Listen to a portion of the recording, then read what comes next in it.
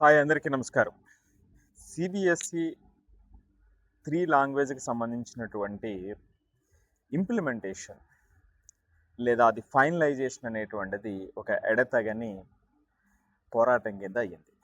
ఎందుకంటే రీసెంట్‌గానే ఒక 4 డేస్ క్రితము సిబిఎస్ఈ ఒక సర్క్యులర్ కూడా రిలీజ్ చేయడం జరిగింది. సో, కంపల్సరీ 9థ్ నుంచి ఇది అవసరం అవుతుంది.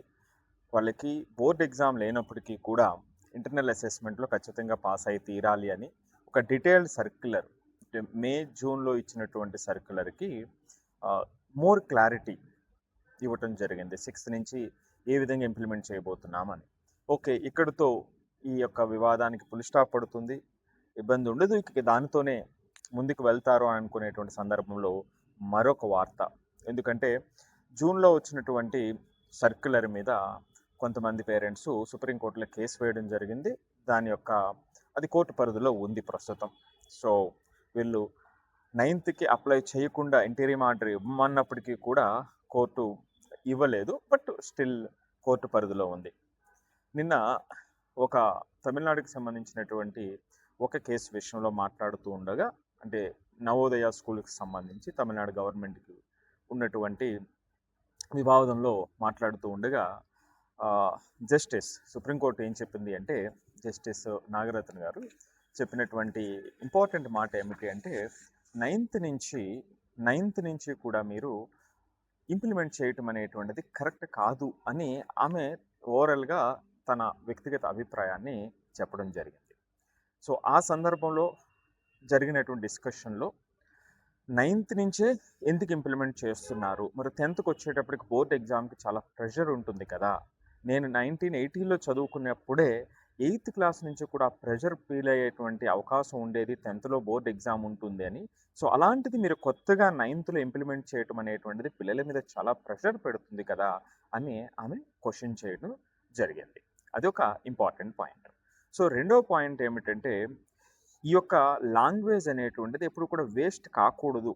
వాళ్ళు చదివినటువంటి లాంగ్వేజ్ వేస్ట్ అవ్వకూడదు, అది ఉపయోగపడాలి వాళ్ళకి అని అంటూ, ఇంగ్లీష్ అనేది 200 సంవత్సరాల నుంచి మనలో అంతర్భాగం అయిపోయింది కదా, ఇది నేటివ్ లాంగ్వేజ్ కింద రాదా అని ఒక సందేహాన్ని ఆమె వెలిబుచ్చారు.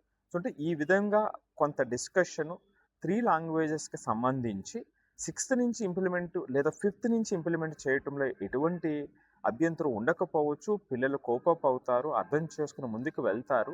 కానీ 9థ్కి వచ్చేటప్పటికి ఇంప్లిమెంట్ చేయటం అనేటువంటిది ఇది పిల్లలకి ప్రెషర్ని క్రియేట్ చేసేటువంటి ఒక నిర్ణయం అవుతుంది.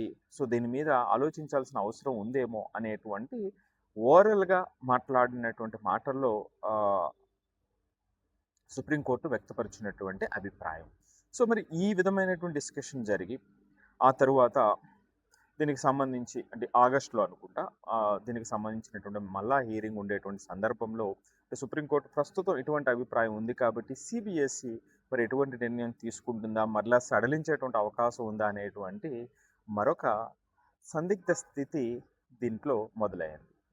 మనం రీసెంట్గా చేసినటువంటి దాంట్లోనే అనుకున్నాము, మేలో ఒక సర్క్యులరు, జూన్లో ఒక సర్క్యులరు, మళ్ళీ జూలైలో మరింత క్లారిటీతో ఒక సర్క్యులర్ ఇచ్చారు, ఇక్కడితో వివాదం ముగిసిపోతుంది అనేటువంటిది మనం అనుకున్నాం. కానీ సుప్రీంకోర్టు ఇప్పుడు తాజా వ్యాఖ్యలతో ఏ విధమైనటువంటి మలుపు తిరుగుతుంది ఇది అనేటువంటిది. సో ఒక నిజంగా చూస్తే 9థ్కి సంబంధించి వాళ్ళు బోర్డ్ ఎగ్జామ్ పెట్టినప్పటికీ 10th క్లాసులో అది నిజంగా ప్రెషర్తో కూడినటువంటిది. 6th నుంచి చేయటం అనేటువంటిది ఒక అలవాటుని తీసుకురావటం అనేటువంటిది అది రెండో విషయం.